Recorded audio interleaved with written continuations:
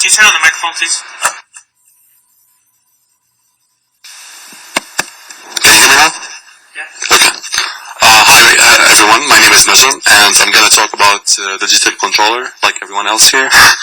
So, to start with the outline, a little bit background about myself, my interest, and then the project approach, and then the results, difficulties, and what I learned from this course, and final words of this class.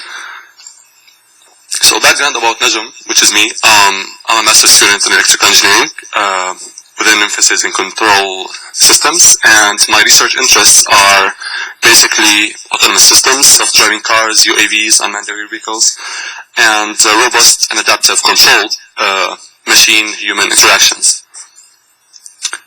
Okay, project approach. So this is the transfer function of the system from mass number 2, and we can see it's order 4 transfer function. So we have double pole at the origin and 2 poles on the imaginary axis.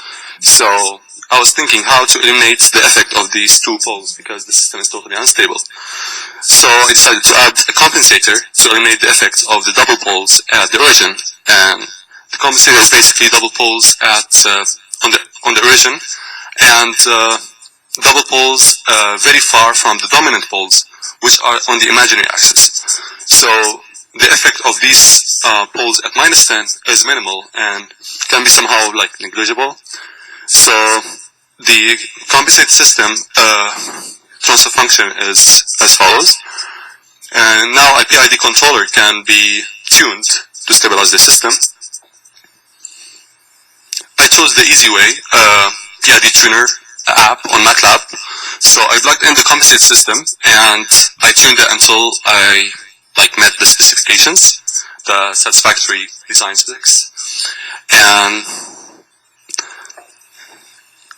the PID values that I got are as follows. And my system transfer function is as you can see here, was full of numbers. And then I decided to add a zero order hold with a sampling time of 0.05 for the minimal aliasing. And that's how I transferred from continuous time to digital, discrete. That's my transfer function. So results, the impulse and step response of the continuous time system, I got settling time of 10.1 and for the impulse, and a settling time of 19.4 for the step response. And that's for the discrete. It's pretty close to the continuous, so the next results are all on the discrete digital system. Gain and phase margins. For k equal to 0.5, I got a phase margin of 52 degrees and a gain margin of 23.4. For k1, it's all above the minimum requirements of 30 degrees and 6 decibels. Moving on, step info. You all know this function. It's like a step response where you can see the settling time directly on MATLAB. So settling time is all below 40 seconds for different types of K. This is my MATLAB code. And the Simulink model, where I added the compensator, PID controller, and the zero order hold with an impulse. And that's my system output from Simulink, which looked almost the same as my script, my MATLAB script.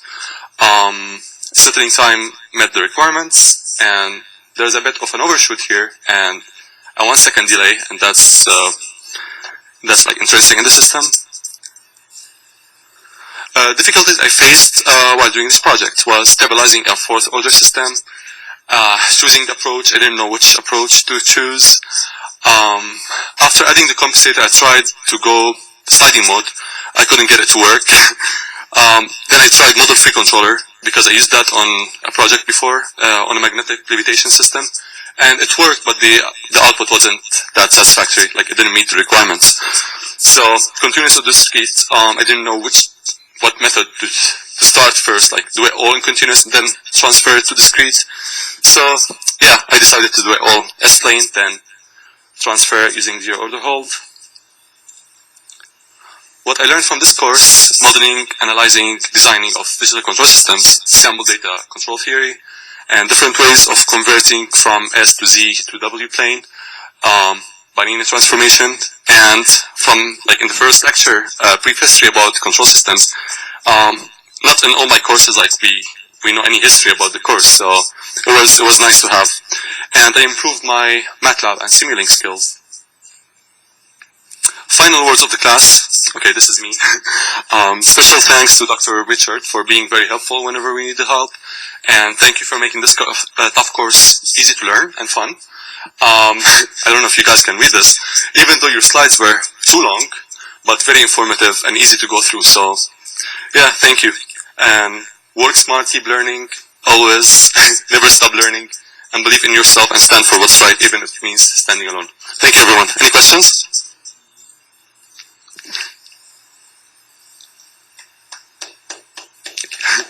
Simulate from impulse number 2 instead of number 1. I did from impulse number 2. There's only decay. I tried putting.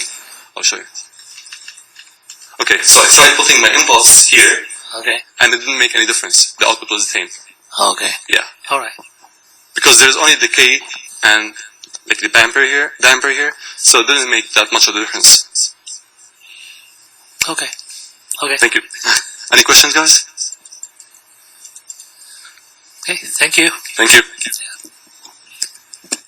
So, Emily, you next.